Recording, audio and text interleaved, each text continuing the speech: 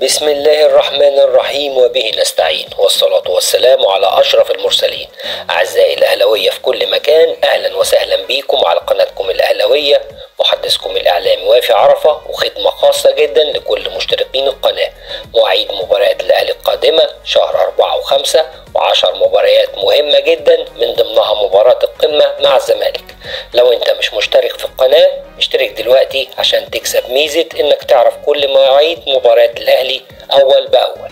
أول مباراة معانا يوم الاثنين 8/4 في الدوري المصري مع إنبي في الأسبوع السادس عشر، وهي آخر مباراة في شهر رمضان الكريم. كل سنة وانتم طيبين، وهتكون الساعة 10 مساء.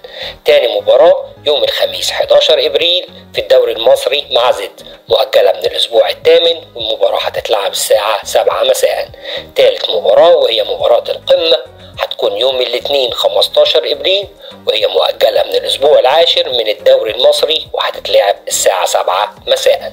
رابع مباراة يوم الجمعة 19 إبريل مع المصري في الدوري العام الساعة 7 مساء، ودي مباراة في الأسبوع العاشر.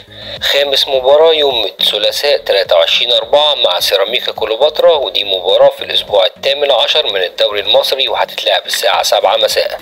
سادس مباراة يوم 1/5 في الأسبوع العشرين من الدوري المصري مع الإسماعيلي الساعة 7 مساء. سابع مباراة يوم 4/5 في الأسبوع الحادي والعشرون من الدوري المصري الساعة 7 مساء.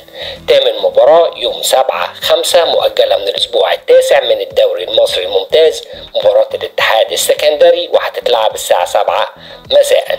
تاسع مباراة يوم 11/5 مع بلدية المحلة في الدوري المصري الممتاز الأسبوع 22، وهتتلعب الساعة 7 مساء. عاشر مباراة يوم 15/5 مع المقاولون العرب الساعة 7 مساء في الأسبوع 23 من الدوري المصري الممتاز. كل مباريات في وقت ضيق جدا ومكثف، لكن أحسن حاجة عملها الداهية مارسيل كولر إنه بيعمل تدوير كتير بين لعيبة الأهلي، وكل اللعيبة جاهزة وفي منافسة قوية وتحدي، وإن شاء الله الأهلي يقدر يعدي ضغط المباريات دي الغير معقول الفترة اللي جاية، مع تمنيات كل فريق عمل قناة الأهلاوية بالتوفيق والفوز للنادي الأهلي. اعمل لايك على الماشي وانت ماشي، والسلام عليكم.